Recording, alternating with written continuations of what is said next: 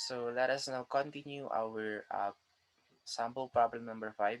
So here is the sample code of this one on how you are going to create this program. So in my case, I'll just go and open another project.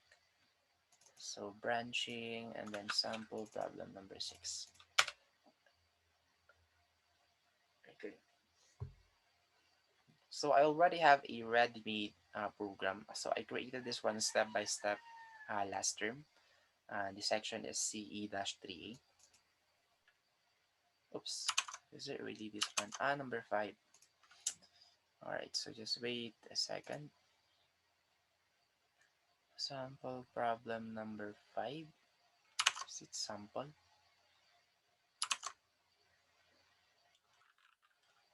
Maybe it's exercise number 5. Okay, let's check this one. Oh, hmm. Don't tell me I haven't finished creating this one yet. Sample problem number 5.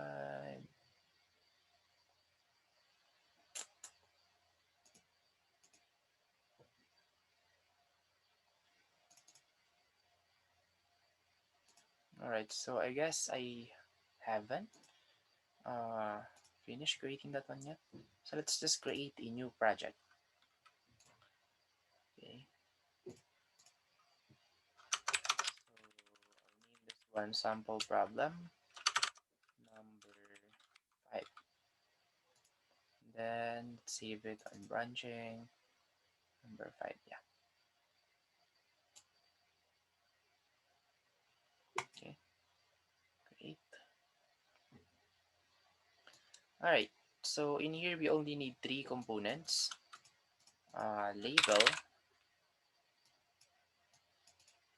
Label, and then date time picker, and then a picture box. Okay, I'll make it as big as possible.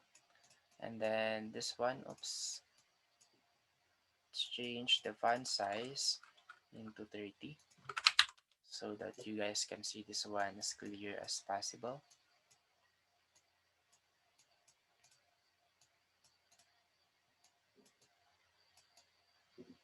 Okay, there you go. And then this label right here is namely date. So in here, the one that we're going to program is this date time picker right here. So that once we change the date, the month, it will trigger the entire code. Okay, so just double click that one. So we don't need that form load right here. You just need this date time picker right here. And in here, so I'll copy this one to make things simpler. But of course, it will give you a lot of error since we have different namings for the components. So we don't need this one. We don't need that one. Okay. So we'll need the declaration dim as integer. But for this one, so as you guys can see, we are having an error on DTP1 because this is not the name of our datetime picker. Okay. So the name of our datetime picker, just go to name, and then you will see the correct address or the name of that component. So in here, the name of our datetime picker is datetime picker 1. So just copy that one and then paste it right here. And then you still need this function right here because the one that we are trying to get is the value of month. Okay, so datetime picker 1 that value that month. And then whatever is the value that it will get from this month right here, it will be passed on variable m. So this is not the one that we're going to compare. So if it's between this one, 46, okay, and that is April to June, it will display this specific picture. So the same with this one, if it's 7 to 9, which is July to September, it will display this picture, and so on and so forth. So the same with the autumn and then winter. Okay, So in here, we just need to change this one. So PB1 is actually picture box one. Okay, it just have a different names that being used by certain DNG before. But in our case, I will use the default name of that component, which is picture box one. So just copy that one and then replace that one into picture box one. So we only need one then, and then we have to remove this underscore right here. And in here, so you can actually call this one spring.jpg, summer.etc., whatever is the name of that picture, if it's already inside of your resources. Okay, right here, if you have already imported that one on your Solution Explorer. However, if it's or if you haven't imported that picture on your resources yet, then you have to call that one by its address. Okay, so in my case, meron pa ba ako nun? Okay, let me check. Pictures maybe. Mm, Pictures. All right. So I save it right here under pictures. Call this one pictures folder, and then there's another folder, namely pictures. So pictures, and then we now have the autumn, the spring, the summer, and then the winter. Okay, so we have four pictures for that one. So the first one is 4 to 6, and according to this one, 4 to 6 is spring. Then we should find that spring picture right here. So spring is this one. So just right click this one and then go to properties. Then in here you will see the location. So just copy that entire location, Control C, and then paste it right here. Okay, so this is just the location of that picture. So we need one more, okay, which is the name of that specific picture. So just add another slash or backslash, and then the name, spring. Okay, copy, paste, and then don't forget the extension or the type of file. So in here, it's .jpg, so it should be .jpg. Okay, so the same with the others. Okay, so since they are in the same location, I'll copy this one and then paste it right here. They just have different names. Okay, oops, yeah, there you go. So they just have different names. So in here we have summer, and the name of that one is summer. Yeah, this one. Okay, this picture right here, summer, and then the type of picture. Okay, so in here it's also JPG, I guess. So go to properties. So yeah, it's that JPG. That JPG.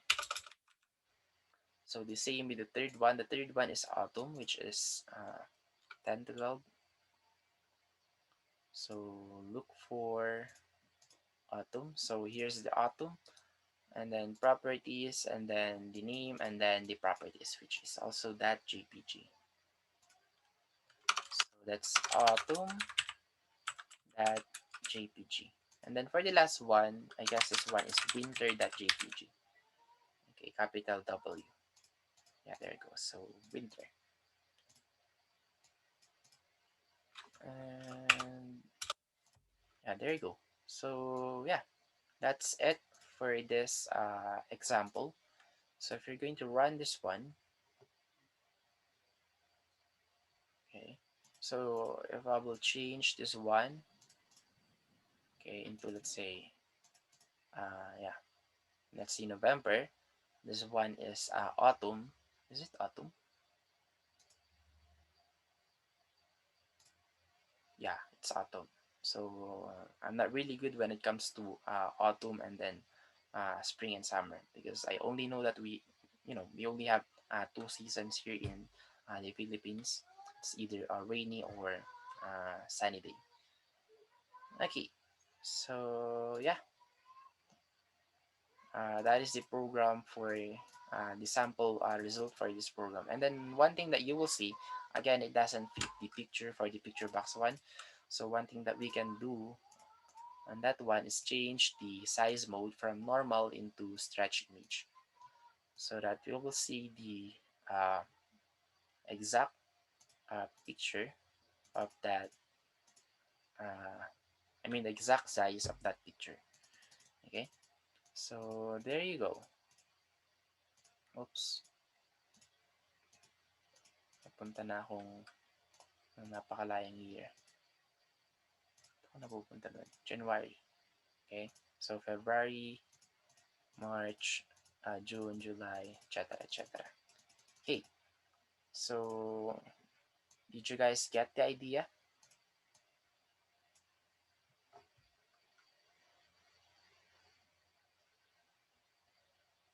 Okay, good. What about the others?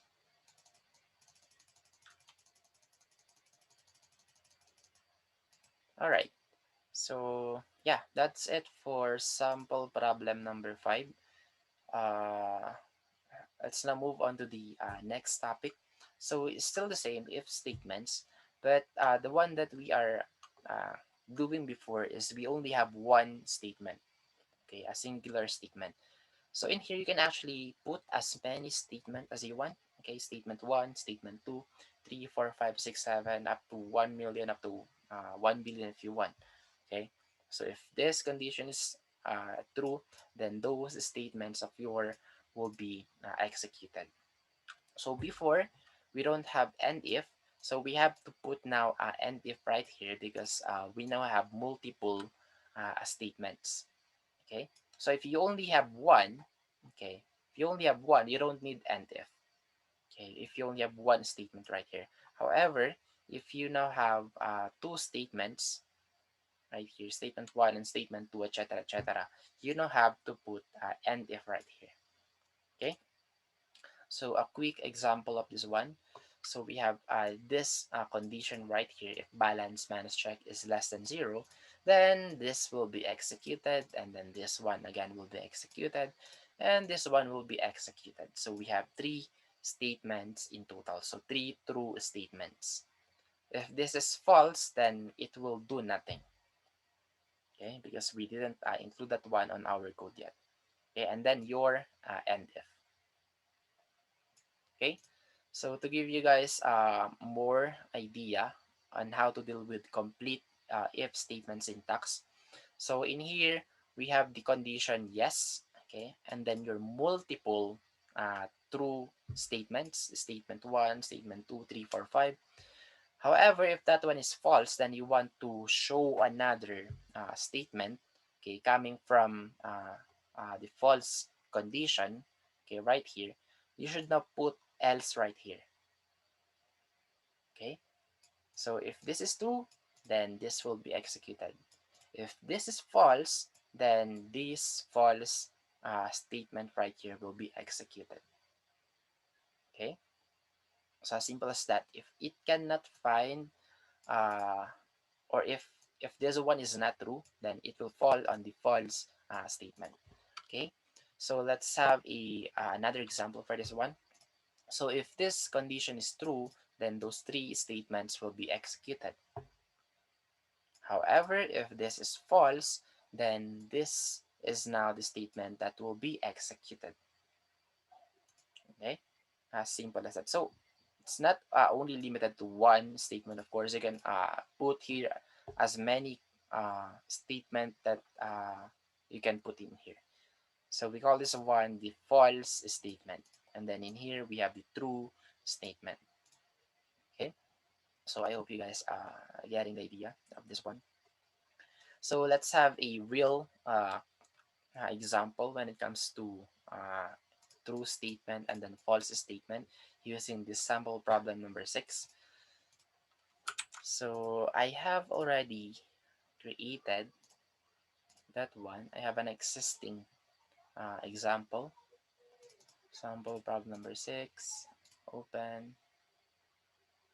Okay. So we have a picture box, three labels, and then two text box. Okay, and then one button. So this is the one that we have programmed. So we only have uh, up to 13 lines of codes for this one. Okay, so in here we declared two variables, the user and then the pass. So notice this one, we have combined this one into one line. So yeah, you can do this one as long as they are in the same type. Okay, so if you have 5 integer variables, you can do that one in one line. Okay, just put comma to separate those individual variables. Okay, if you have 5 strings, then you can also do this one just like this. Okay, and then in here, the same concept, we are passing, okay, the value of your text box one to our variable user, okay, because that is our username. And then for the second one, this is text box to the text, okay, it is being passed onto the variable pass.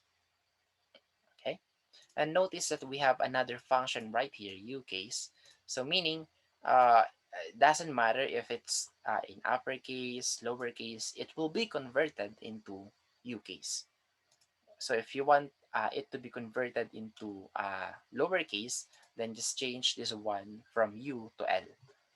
Okay, but if you want to, to be strict, especially for the password, so whatever is the format of your text box, then that should be the syntax of your password also. So if we have one capital, then that should be the strictly followed. So one capital and then the rest are lowercase. But in here, we are making that one, not case sensitive, so that even though you're putting uh, lower cases passwords, it will still be converted into uppercase. Okay, so in here by default, we have set the user into the word S218. So that's our username, or let me just change this one to user, and then password is my password. Okay, so user for username, and then password is bypass my password. Okay, so if this is true, okay, so take note, we are using end. If one of those are already false, then the entire statement or the entire condition is already false. So those two should be true to make the entire statement true. Okay, so if user and pass is true, then this will be executed. So successfully log in. However, if one of those is incorrect, then this statement right here will be executed. Okay, message box alert intruder. So if we are going to test this one, so user is user and then password is my password. So notice that it's being masked by a question mark. So I'll teach that one to you guys later on. So for now, I did input the correct password. So we are expecting a result of successfully login. Ah, eh, ba? My password, user. Tama naman. My password. Where is it? Alert intruder. My password, user. Okay, let me just check it again. Oops. Kaya pala. May hit yung enter. Oh, there must be something wrong. Pass is text box 2. Text box 1, text box 2. So let me remove the password character for now. So this is the one that is doing the mask, okay, masking function. So for now, I remove that one. Okay, excuse me a second. User and then my password. Login. Why is it alert intruder? Okay, let me just check everything. User and then pass is my password. Then yeah, and then even though we have put here lowercase, it will be converted into uppercase anyway. My bad. So we are already converting that one into upper cases, but the default username and password right here is in smaller case. So that is a reason why. So this one should be in uppercase, my password. Okay. So my bad on that one. So user. So as you guys can see, I'm using a lowercase, and then this one is my password. So login. So there it goes. Successfully login. So if we have a different password, let's say my passwords, then alert intruder. Okay. So the same with the username. So if we have incorrect username and correct password, it will still give us alert intruder because both of them must be correct for you to be able to log in successfully. Okay. So did you guys get the idea so far?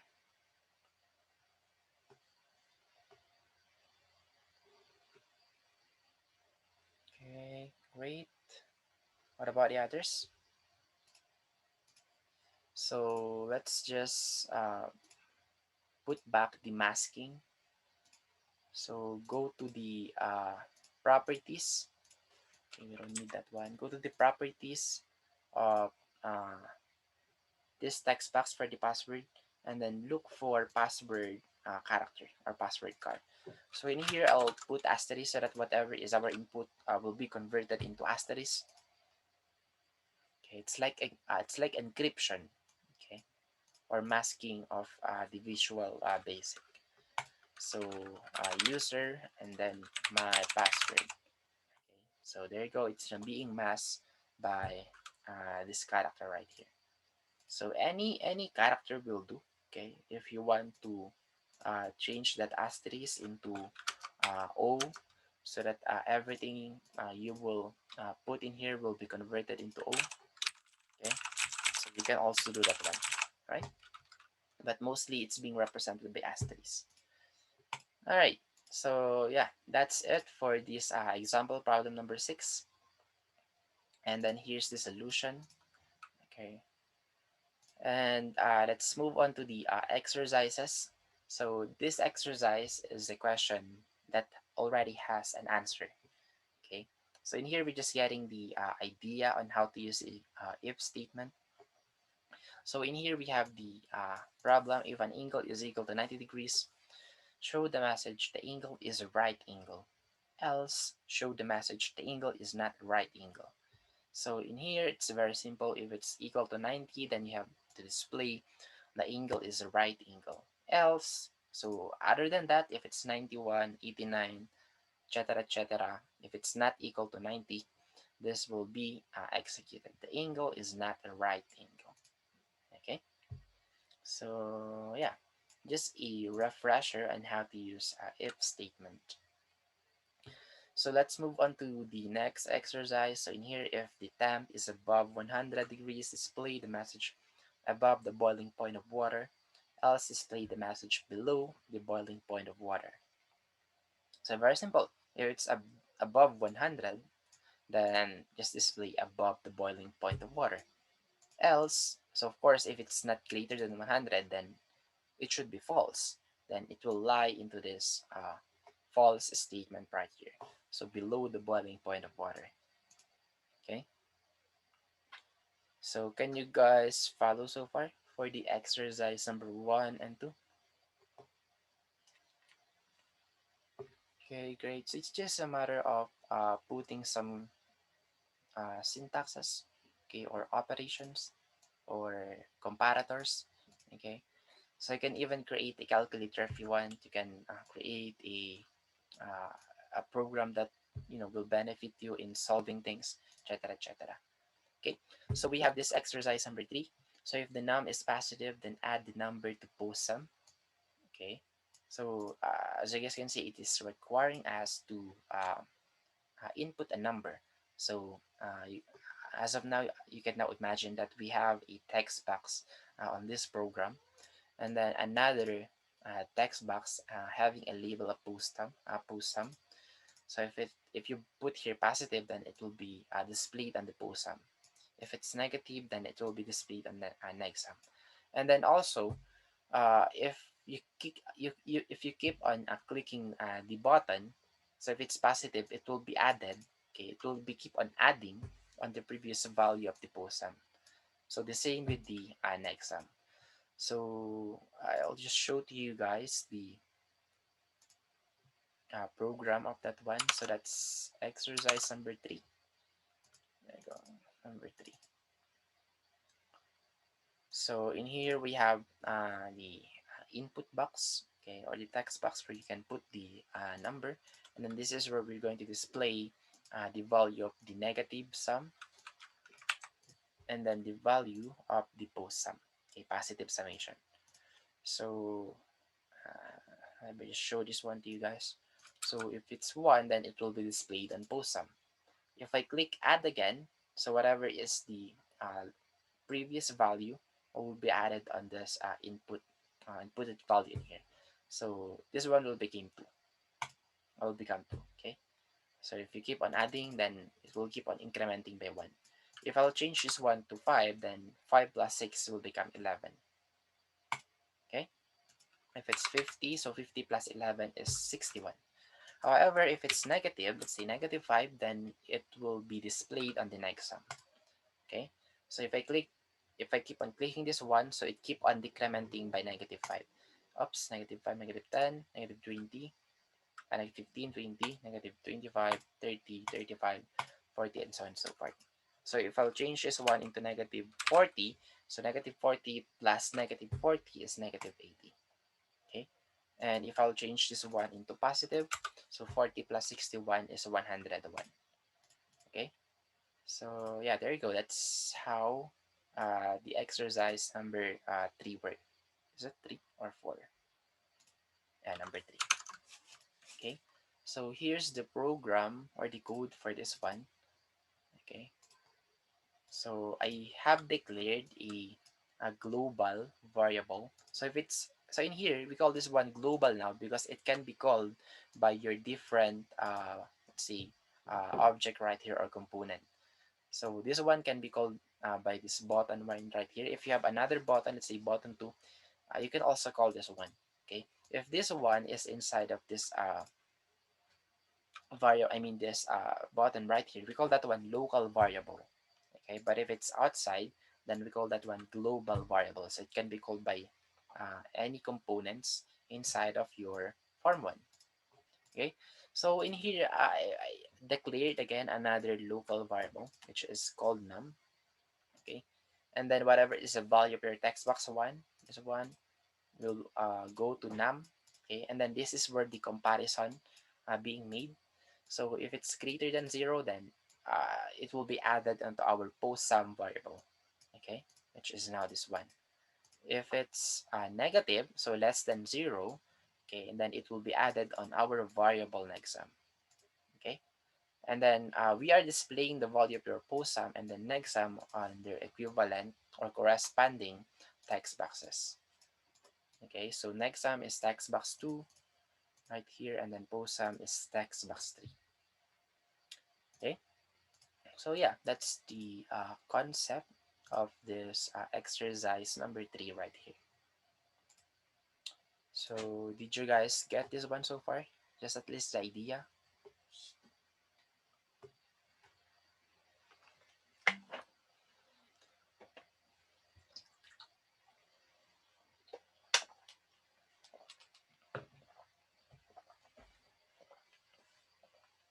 Only 2? Most of you, uh, the only one who's responding is Mr. Moises, Mr. Langpawen, and then Miss Zulweta. Okay, but right now, Miss Zulweta is not around. I don't know where she's right now. Anyway, so I hope the others can also follow if there is a question that you have in mind. So feel free to ask me anytime. Okay. All right. For the example, I mean exercise number 4, if the slope is less than 0.5, then set the variable flag to 0. Else, set flag to 1. So this one is super simple. How many minutes do we still have? So 6 minutes. New project. Okay, let me see if yeah, so I was able to create this one. Okay, save, let me save everything. So upon opening a created project, so if you're seeing this one, so you don't need no need to panic. Okay, so your program is not deleted, so it's just right here. Just double click this form one right here on the solution explorer. So double click that one, then it will lead you to the form design, and then double click this button to to lead you to the coding section. So you now have the two tabs right here. Okay, so in here we have one input and then one output. If it's less than 0, I mean more than 0.5, ah, less than 0.5, it will display 0. Okay, but if it's more than 0.5, then it will display 1. As simple as that.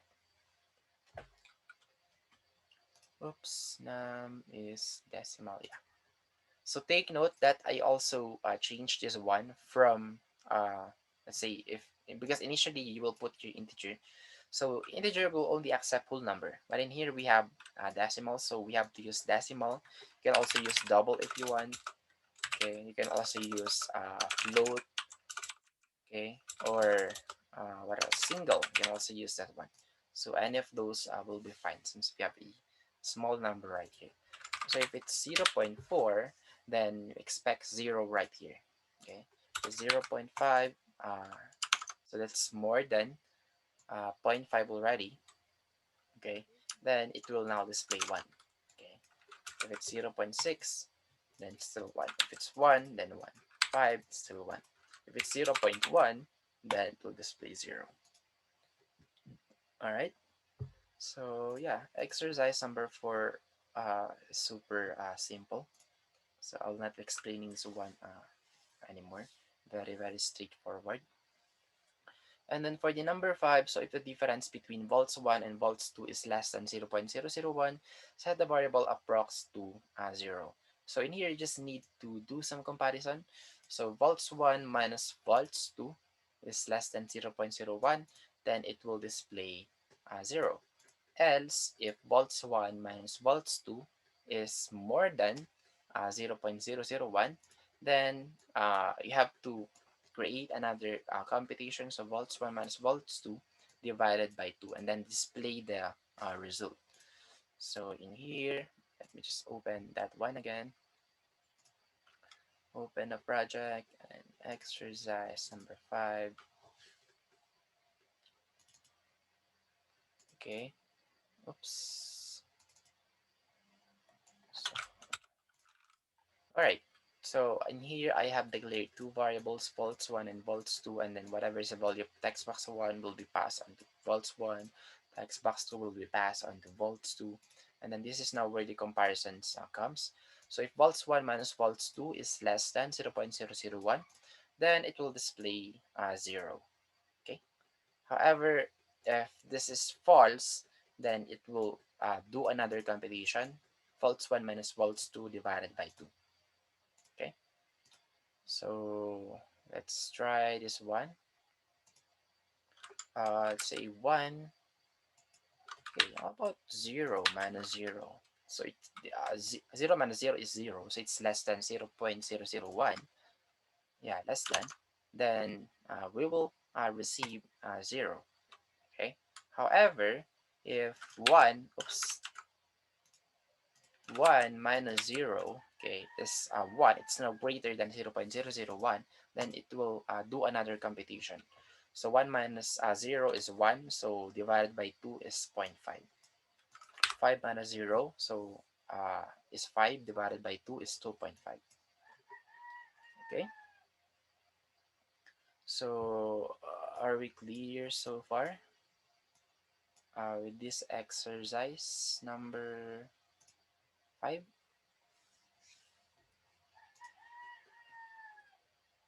All right. Okay. So yeah, that's it for exercise number 5. So we have another exercise. So if the product between temp 1 and temp 2 exceeds 2.5 degrees, calculate error as temp 1 minus temp 2 times factor. Okay. So let me just show this one to you guys real quick since we don't have enough time anymore. So 1 minute left. Exercise number 6. All right. So in here, what is the condition? So the product between temp 1 and temp 2, so temp 1 times temp 2 exceeds 2.5 degrees, then calculate error as temp 1 minus temp 2 times factor. Alright, so in here, oops, where is the program? So 1 times 1 is 1, which is false. Okay, for this one, so we have to calculate the error, wherein instead of 1 times 1, it will now become 1 minus 1 times factor. So in here, I forgot to put the factor. Okay, all right. So just let's just say that the factor is multiplied by 1 for now, because I wasn't able to put it right here. So yeah, 1 minus 1 is 0, and then if it's 2 times 1, which is still less than 2.5, so 2 minus 1 is 1,